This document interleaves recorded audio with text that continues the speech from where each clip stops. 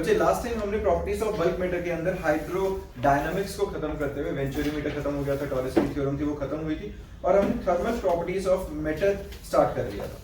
Thermal properties of matter के अंदर हमने टेम्परेचर के बारे में पढ़ना शुरू किया था, वहां से होते हुए थर्मल एक्सपेंशन, जिसके अंदर हमने coefficient of linear expansion, coefficient of basically area जो अपना सरफेस एक्सपेंशन है, और फिर coefficient of volume expansion that is alpha, beta और गामा के बारे में डिस्कस किया था, और फिर उन तीनों के रिलेशन को डिराइव किया था, जिसके अंदर हमारे पास आया था alpha is equal to beta by 2 is equal to gamma by 3।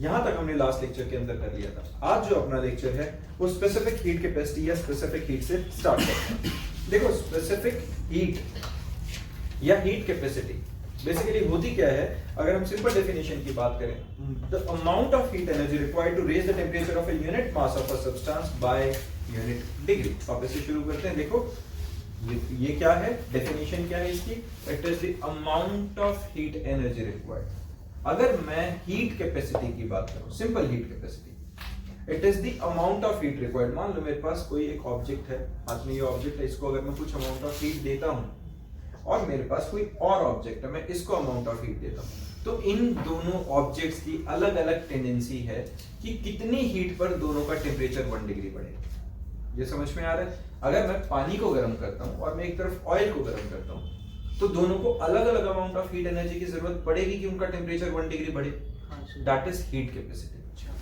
Specific नहीं, simple heat capacity. Heat capacity क्या है? It is the amount of heat energy required to raise the temperature of the substance by 1 degree. अब मैं उस substance को specific amount का कर देता हूं, यूनिट मास। अब मैं वाटर नहीं कह रहा, मैं क्या बोल रहा हूं, यूनिट मास वाटर। मैं ऑयल नहीं कह रहा हूं, यूनिट मास ऑयल। सब्सटेंस नहीं बोल रहा हूं, यूनिट मास सब्सटेंस। अब अगर उस स्पेसिफिक मास वाले सब्सटेंस को मुझे कितनी हीट देनी पड़ेगी कि उसका टेम्परेचर 1 डिग्री बढ़ जाए, that is specific heat capacity. बात समझ में आ रही है? तो स्पेसिफिक हीट कैपेसिटी हमारे पास क्या रहेगी, amount of heat energy required to raise the temperature of the unit mass by 1 degree Celsius. Sorted है? क्लियर है? तो ये हमारे पास डेफिनेशन आ गई है इसकी, that is the amount of heat required to raise the temperature of unit mass substance by unit degree। Done है बच्चा? क्लियर है ये? अब S क्या होता है? Specific heat. Delta Q, it is directly proportional to mass of substance, it is directly proportional to rise in temperature। Delta Q है, it is the amount of heat energy required। अब एक बात देखो, सीधी सी कहानी है, कितनी हीट देनी पड़ेगी? जितना मास ऑफ सब्सटेंस ज्यादा होगा, it is directly proportional to mass। कितनी हीट दूं? जितना टेम्परेचर ज्यादा बढ़ाना है, directly proportional to delta T. दोनों को कंबाइन किया, प्रोपोर्शनलिटी का साइन हटाने के लिए जो कांस्टेंट इंट्रोड्यूस किया वो है S। समझ में आई? ये हमारे पास होता है स्पेसिफिक हीट कैपेसिटी। क्लियर है? क्योंकि अगर मैं मास को 1 डाल दूं, डेल्टा टी को 1 डाल दूं तो S क्या होगा, डेल्टा Q के इक्वल। तो specific heat capacity is equal to amount of heat energy required to raise the temperature of the substance of unit mass by unit degree Celsius. समझ में आई ये बात? पक्का सबको, है ना? तो ये हमारे पास आ गई। अब S की वैल्यू अगर मैं निकालना चाहता हूं, it is equal to delta Q by m delta T। अगर m को 1 और डेल्टा T को 1 मानेंगे तो S और डेल्टा Q इक्वल हो जाते हैं, और यही हमने अभी डेफिनेशन समझी है। m is the mass of the substance, delta T rise in the temperature. फिर आता है बच्चे मोलर हीट कैपेसिटी। देखो मोलर हीट कैपेसिटी क्या होगा, जो मोल्स के लिए होगा। स्पेसिफिक किसके लिए थे? यूनिट मास के लिए। मोलर हीट कैपेसिटी होगा heat energy required to raise the temperature of 1 gram mole of a substance by unit degree. ठीक है? अब यहां पे हमने किसकी बात करी? 1 ग्राम मोल। तो 1 ग्राम मोल की बात कर रहे हैं, तो नंबर ऑफ मोल्स हमारे पास कैसे निकलते हैं? Given mass by molar mass, है ना? तो ग्राम मोल क्या निकलेगा? Number of mass into molar mass. Clear है? तो अगर अब 1 ग्राम मोल का मुझे टेम्परेचर 1 डिग्री बढ़ाना है, तो उसके लिए जितनी हीट देनी पड़ेगी उसे हम क्या कहेंगे? Molar heat capacity. डन है बच्चा? तो S is equal to delta Q by m delta T, delta Q by n m delta T। Small mass को हमने nm से रिप्लेस कर दिया। डन। m को क्रॉस मल्टीप्लाई किया तो ms की वैल्यू है 1 by n delta Q by delta T, और ms that is given mass, जो हमारा मोलर मास था, इनटू स्पेसिफिक हीट कैपेसिटी, जिसको हम रिप्रेजेंट करते हैं C से। क्लियर बात है? ये हमारे पास आ गई है heat capacity. It is equal to 1 by n। n क्या है? Number of moles. change in amount of heat energy supplied upon increase in temperature. Done है ये फॉर्मूला क्लियर है। फिर हमारे पास आता है बच्चे वाटर इक्विवेलेंट। देखो वाटर इक्विवेलेंट क्या होता है, जब हम वाटर इक्विवेलेंट की बात कर रहे हैं, water equivalent of a body is defined as the mass of the water in grams which would absorb or evolve the same amount of heat as is done by the body in raising or falling through the same range of temperature.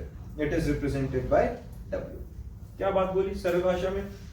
भाई मेरे को इस object को heat देनी पड़ी, मान लेते हैं x joules of heat has to be supplied to this object so as to raise its temperature by 1 degree Celsius. अब मैंने कहा मैं सेम अमाउंट ऑफ हीट, बिल्कुल सेम अमाउंट ऑफ हीट कितने अमाउंट ऑफ वाटर को दूं कि उसका 1 डिग्री सेल्सियस की टेम्परेचर बढ़े। क्योंकि अगर मैं पानी ज्यादा ले लूंगा तो ज्यादा हीट की जरूरत पड़ेगी, बहुत कम ले लूंगा तो टेम्परेचर ज्यादा बढ़ जाएगा। तो यहां पर एक बिल्कुल वेल डिफाइंड एक स्पेसिफिक अमाउंट ऑफ वाटर रहेगा जो जितनी amount of x joules of heat देंगे तो उसका टेम्परेचर 1 डिग्री ही बढ़े। हुआ कि नहीं? ये बात समझ में आई है? वाटर इक्विवेलेंट क्या हुआ, जितनी अमाउंट ऑफ हीट एनर्जी मैं किसी सब्सटेंस को देकर उसका टेम्परेचर 1 डिग्री बढ़ा रहा था, सेम अमाउंट ऑफ हीट कितने अमाउंट ऑफ वाटर को हम दें कि उसका भी टेम्परेचर 1 डिग्री बढ़े। तो जितना अमाउंट ऑफ वाटर होता है दैट इज वाटर इक्विवेलेंट। समझ में आया? तो वाटर इक्विवेलेंट क्या हुआ, it is equal to the amount of water if the same amount of heat is supplied to that water, rise in temperature will be 1 degree. Done? तो फिर आता है हमारे पास बच्चा लेटेंट हीट। अब देखो लेटेंट हीट क्या है अपने पास, latent heat of a substance is the amount of heat energy required to change the state of unit mass of the substance from solid to liquid or from liquid to gases without any change in temperature. इसको हम latent heat कहते हैं। ये हमने पहले भी पिछले chapters में कहीं पढ़ी हुई है। लेटेंट हीट के अंदर हमने क्या पढ़ा था, केमिस्ट्री के अंदर याद करो, हमने थर्मोडायनामिक्स में पढ़ा था latent heat of vaporisation, latent heat of evaporation, latent heat of sublimation. इन सब में लेटेंट हीट बेसिकली क्या है, it is equal to the amount of heat energy required to change its state. जितनी हम हीट एनर्जी दें, अब मैं अगर वाटर को अमाउंट ऑफ हीट एनर्जी दे रहा हूं तो पहले तो उसका टेम्परेचर बढ़ेगा ही, तो वो लेटेंट हीट नहीं है। अब वो जब 100 डिग्री सेल्सियस पे वाटर है, अब मैं कितनी एनर्जी दूं कि वो सीधा वेपर्स में कन्वर्ट होना शुरू, और अब उसका टेम्परेचर इंक्रीज नहीं करना चाहिए। अब वो 100 डिग्री पे फिक्स रहेगा क्योंकि अब मैं जितनी हीट दूंगा वो सारी हीट वेपर्स में कन्वर्ट होने में लग जाएगी। क्लियर है? किसी को इसमें दिक्कत? That is latent heat. जितनी मुझे एनर्जी देनी पड़े कि उस ऑब्जेक्ट की स्टेट चेंज हो जाए बिना टेम्परेचर में कोई चेंज आए। Done? This is latent heat. तो लेटेंट हीट का फॉर्मूला क्या रहता है बच्चे? Quantity of heat upon mass of substance, that is Q by m। Done है? यूनिट क्या होगी? जूल पर केजी और कैलोरीज पर ग्राम। डन है बच्चा? सीधी सी चीज है ये। फिर आता है अपने पास कैलोरीमेट्री। देखो कैलोरीमेट्री क्या चीज है बच्चा? ये जो है it is the method of determination of latent heat of the substance। सीधा सा कैलोरीमेट्री बेसिकली प्रोसेस को कहते हैं जो अमाउंट ऑफ हीट एनर्जी को नापती है। कैलोरीमेट्री बेसिकली कैलोरीज को काउंट करने की टेक्निक का नाम है। तो कितनी अमाउंट ऑफ लेटेंट हीट है, अगर हमें वो पता लगानी है तो उसके लिए हम एक डिवाइस को यूज करते हैं जिसे कहते हैं कैलोरीमीटर। स्पेसिफिकली बॉम्ब कैलोरीमीटर एक टाइप है जिसको हम यूज करते हैं। अब उसके अंदर बॉम्ब कैलोरीमीटर अपने पास इसके अंदर नहीं है, हमने दूसरे उसमें केमिस्ट्री के अंदर बॉम्ब कैलोरीमीटर पे डिस्कस किया हुआ। उसके अंदर करते क्या थे, रिएक्शन प्रोसीड करता है, हम देखते हैं कि अगर वो रिएक्शन प्रोसीड कर रहा है या कंबशन हो रही है, कोई सब्सटेंस बर्न कर रहा है, तो अमाउंट ऑफ हीट एनर्जी जो लिबरेट कर रहा है वो amount of heat energy water absorb कर लेता है, और उस वाटर एब्सॉर्प्शन के थ्रू हम ये समझते थे कि कितनी हीट एनर्जी उस रिएक्शन के अंदर कितने नंबर ऑफ मोल्स के थ्रू कितनी amount of heat energy liberate कर रही है। हमने कैलोरीमीटर में, बॉम्ब कैलोरीमीटर में समझा था। इसी तरीके से अगर मैं लेटेंट हीट निकालना चाहता हूं तो देखो सीधा क्या है बच्चे, पहले हमने लिया W, that is water equivalent of calorimeter. M1 है मास of the water, T1 initial temperature of water. Done है? अब वाटर के बाद हमने किया M2 mass of the substance, S specific heat of the substance, T2 temperature of the substance. तो T क्या आएगा? Common temperature of the mixture. जो सब्सटेंस है और जो वाटर है दोनों अगर मिक्स होंगे, अलग अलग टेम्परेचर पे है, तो दोनों एक टाइम के बाद सर्टेन सेम टेम्परेचर पे आ जाएंगे।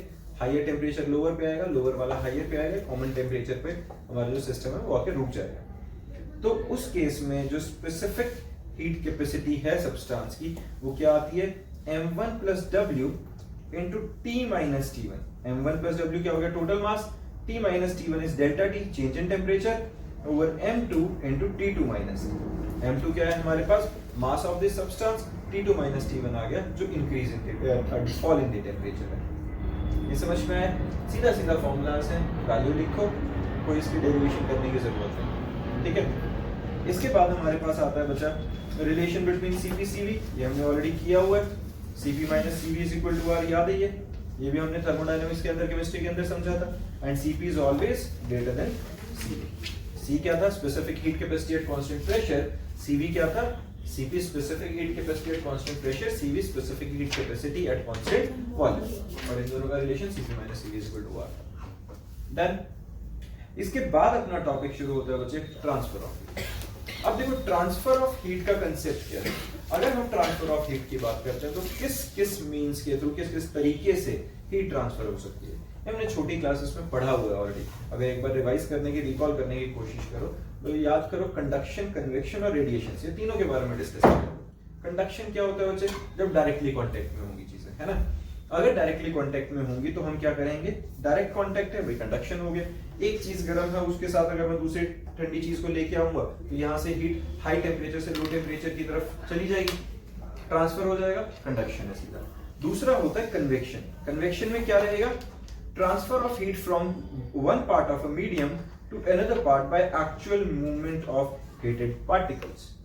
क्या बात कर रहे हैं कि जैसे यहाँ पे अगर हम मान लो इस कमरे के अंदर अभी एक रूम हीटर ऑन कर देते हैं तो रूम हीटर की गर्मी उस एंड तक कब पहुंचेगी, जब यहाँ की जो गर्म हवा है वो वहां तक पहुंचनी शुरू होगी। तो एग्जैक्टली मीडियम यहां से उधर ट्रैवल करता है। जैसे एसी के आगे भी बैठते हैं तो एसी की ठंडी हवा कब आ रही होती है, जब उसके सामने वाली हवा जो है ठंडी हवा तुम्हारे तक पहुंचती है, तब तुम उस जो बेसिकली जो टेम्परेचर में फॉल होता है उसको फील करते हो। तो हमेशा जो कन्वेक्शन वाला पार्ट है उसके अंदर मीडियम के थ्रू होते हुए, मीडियम बीच में इन्वॉल्व है और जब मीडियम ही उस हीट को ट्रांसफर करवाता है, डन है, तो मीडियम का भी टेम्परेचर इंक्रीज हो जाएगा। लेकिन जो रेडिएशंस होती है, रेडिएशंस में क्या है, इसके अंदर हीट ट्रांसफर जो होगा it is from the source to receiver without heating the medium. सीधा सोर्स ने हीट भेजी, सीधा रिसीवर के पास पहुंच गई, मीडियम का इसमें कोई रोल नहीं है। डन है बच्चे? तो ये तीन तरीके थे, कंडक्शन, कन्वेक्शन और रेडिएशन। डन है? अब यहां हम थर्मल कंडक्टिविटी को समझने की कोशिश करते हैं। यहां पे इसको समझना बच्चे, ये मैंने एक बॉक्स बनाने की कोशिश करी है 3 डायमेंशन में, नॉर्मल एक अपना क्यूबॉइड है। अब क्यूबॉइड के अंदर एक फेस ए है, एक फेस ये है, ठीक है, ए और बी जो भी नाम रख लेते हैं इसका।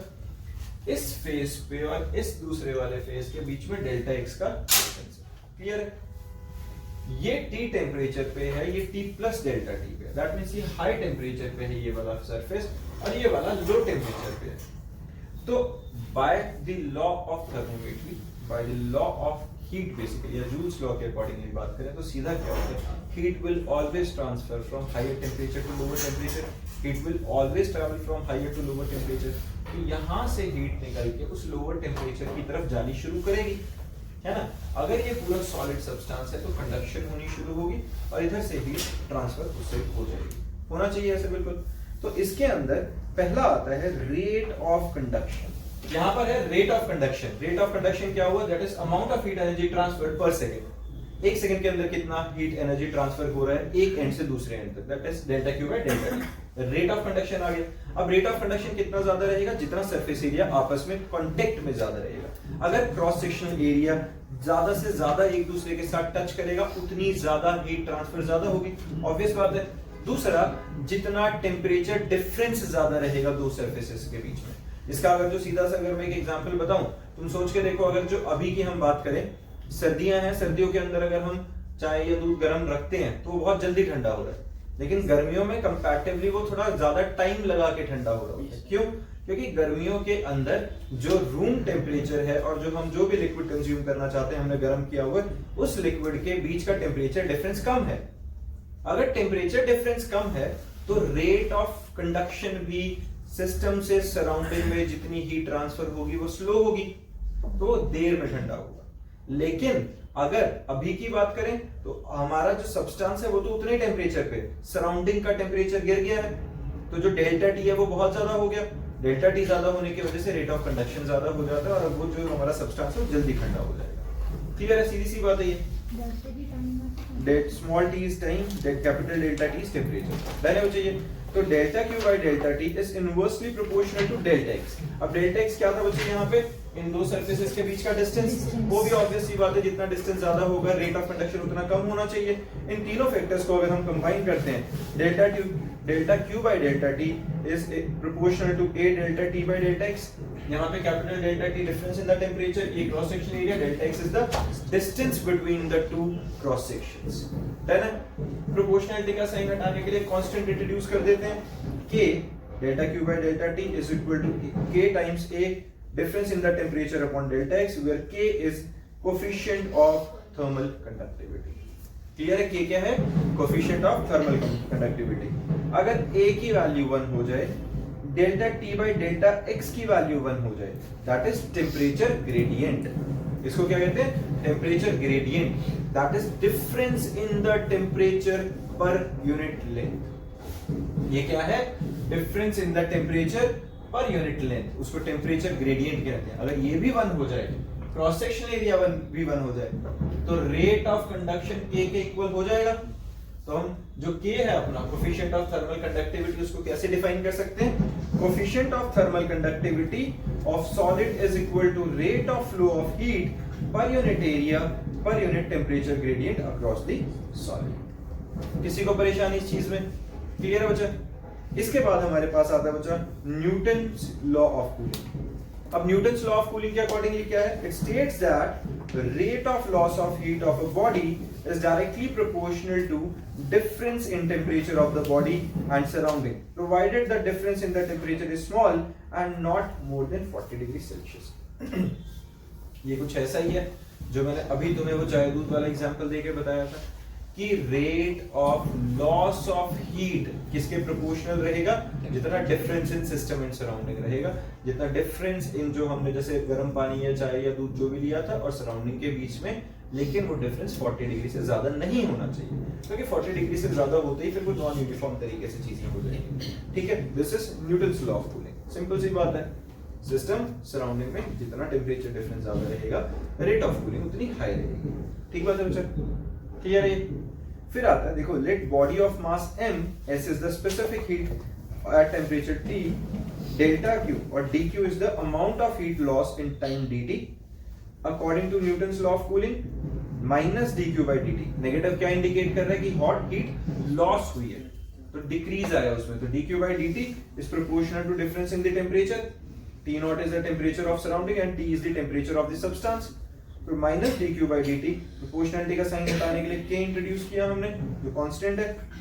अब dQ by dt में Q की वैल्यू mst, हीट का फॉर्मूला यही था, m mass s specific heat capacity T temperature, तो heat in the body minus d by dt mst लिखा is equal to k T minus T naught. इस step में किसी को परेशानी है? मैंने जो Q की वैल्यू थी वो यहाँ सब्स्टिट्यूट कर दी।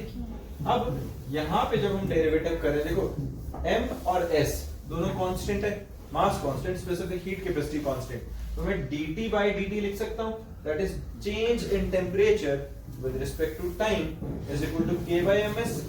जो वो कांस्टेंट था मैंने राइट साइड भेज दिया है ना, वृद्धा नहीं पता चला? देखो जरा, हमारे पास बच्चे ये जो ms है ये तो कांस्टेंट है, तो मैं इस ms को अगर डेरिवेटिव के बाहर भी लिख लूं तो कोई दिक्कत है नहीं, लिख सकता हूं, और इस ms को अगर उठा के यहाँ लिख दूं तो कोई दिक्कत है? बस यही किया है, समझ में आई है? यही हमने किया है। तो dt by dt is equal to k by ms, k by ms खुद एक नया कांस्टेंट बन गया कि नहीं, तो उसको मैं कैपिटल k से रिप्लेस कर देता हूं एक बार, minus delta t by t is equal to k into difference in the temperature। Minus delta t by t क्या हो गया, change, decrease in temperature of the substance with respect to time, that is rate of loss of heat or rate of decrease in temperature is directly proportional to difference in the temperature between the system and the surrounding। This is Newton's law of cooling। किसी को दिक्कत इसमें? Simple है, repeat करेंगे, doubt आएगा फिर बता देना, फिर से डिस्कस करेंगे। फिर इसके बाद आता है बच्चे हमारे पास ग्रीन हाउस इफेक्ट। सबको पता है ग्रीन हाउस इफेक्ट क्या होता है? पता है क्या होता है green house effect? Green house effect क्या था? हाँ जी, क्या होता है? सारी लाइट को एब्जॉर्ब कर लेता है। किसी और को पता है ग्रीन हाउस इफेक्ट क्या है? ग्रीन हाउस इफेक्ट तुमने छोटी क्लासेस में पढ़ना शुरू किया था ग्लोबल वार्मिंग की कहानियां सुनते हुए। क्या था? हमने ये कहा था ग्रीन हाउस इफेक्ट की वजह से हीट बढ़ रही है, टेम्परेचर बढ़ रहा है, यही होता है, ग्लेशियर पिघल रहे हैं, ये सब वो हो रहा है, तो आने वाली जनरेशन को बचाना है तो हमें टेम्परेचर कंट्रोल करना है। अब ठीक है, मीम तुम्हें याद आ गया होगा कि पिघल जाने दो ग्लेशियर को ऐसे जनरेशन के लिए, लेकिन मुद्दा ये है ना, लेकिन मुद्दा ये है कि ऐसा हो क्यों रहा था? सुनो जरा, ऐसा होता है बच्चे, हम क्या बात करते थे, कार्बन डाइऑक्साइड की जितनी ज्यादा एमिशन होगी उतना ज्यादा, जितनी कार्बन डाइऑक्साइड की एमिशन ज्यादा होगी उतना ग्रीन हाउस इफेक्ट ज्यादा। क्या होता है ग्रीन हाउस इफेक्ट? एक सिंपल समझना, सन से रेज आती है, रेज आ रही हैं, सरफेस पे टकराएंगी, टकरा के वापस चली जानी चाहिए। 90% से ज्यादा, इवन 95% के अराउंड लाइट आती है, टकराती है, चली जाती है, 5% रह जाती है। क्यों रह जाती है? क्योंकि यहाँ पे कुछ चीजें हैं जो उसे एब्जॉर्ब कर लेंगी। कौन है भाई ये कुछ चीजें? हम तुम पेड़ पौधे, बहुत नाम मात्र, हम तो नहीं इतनी एब्जॉर्ब कर सकते, कितनी ही करेंगे, है ना? तो एब्जॉर्ब सबसे ज्यादा कौन करता है? एटमॉस्फेयर। और इस एटमॉस्फेयर में कौन? जो गैसेस है, और उसमें सबसे ज्यादा कौन सी? Carbon dioxide. अब जो कार्बन डाइऑक्साइड अगर जितनी बढ़ती जाएगी उतना ज्यादा लाइट आएगी, लेकिन जाएगी नहीं, क्योंकि कार्बन डाइऑक्साइड उस हीट को एब्जॉर्ब कर लेगी और वो हमारे एटमॉस्फेयर का टेम्परेचर इंक्रीज कर देती है। This is greenhouse effect. सीधी सी बात है। फिर आता है परफेक्टली ब्लैक बॉडी रेडिएशन। हमने ये पढ़ा था स्ट्रक्चर ऑफ एटम में, black body, perfect black body क्या होती है? Something which can absorb each and every frequency और वेवलेंथ, जो 100% लाइट को एब्जॉर्ब कर लिया, 100% लाइट को रिफ्लेक्ट करा दे, that is perfect black body. Done? A perfect black body is that which absorb completely all the radiation or all the wavelength of incident light. ठीक है? And the radiation given out by a perfect black body are called black body radiation or full radiation or total radiation. Done है? सीधी सी बात। फिर आता है Stephen's law. देखो Stephen's law के अकॉर्डिंगली क्या है यहाँ पे? अपने पास स्टीफेंस लॉ ने बोला था the amount of heat energy emitted per second by unit area of a perfect black body is directly proportional to the fourth power of absolute temperature of the body. क्या है fourth power? मतलब T की power 4. E is directly proportional to T की power 4, और proportionality का sign हटाने के लिए हमने सिग्मा लगाया जो कि है Stefan's constant. E is equal to sigma T raised to the power 4. सीधा सीधा स्टीफेंस लॉ। फिर आता है veins displacement law. According to this law, the wavelength lambda m of maximum intensity of emission of a black body radiation is inversely proportional to absolute temperature of a black body. That is lambda m is inversely proportional to temperature. और proportionality का sign हटाने के लिए हमने एक constant लगा दिया b. Clear है? सीधा सीधा वेन्स डिस्प्लेसमेंट लॉ। सीधा याद रखना है कि हमारे पास जो ब्लैक बॉडी रेडिएशन निकल रही है उसकी वेवलेंथ कितनी होगी? Inversely proportional to absolute temperature of black body. सीधी बात है बच्चा? क्लियर है? इसी के साथ हमारा पूरा चैप्टर, पूरी यूनिट खत्म। डन है? इसके न्यूमेरिकल्स करेंगे बच्चे, ये थोड़े बहुत हैं, लेकिन ये मैं बता रहा हूँ वो थोड़े बहुत जरूर हैं, इसमें से थ्योरेटिकल ज्यादा आता है, लेकिन न्यूमेरिकल को इग्नोर नहीं करना, क्योंकि इजी न्यूमेरिकल से अगर तुम देखोगे तो बहुत सीधे सीधे से न्यूमेरिकल है जो तुम्हारे एग्जाम में आएंगे, तो ये करके रखने। ठीक है? एनसीईआरटी 5 और जितनी भी तुम्हारी डेरिवेशंस है, थ्योरी है, सारी करेंगे नेक्स्ट क्लास में डाउट्स के साथ।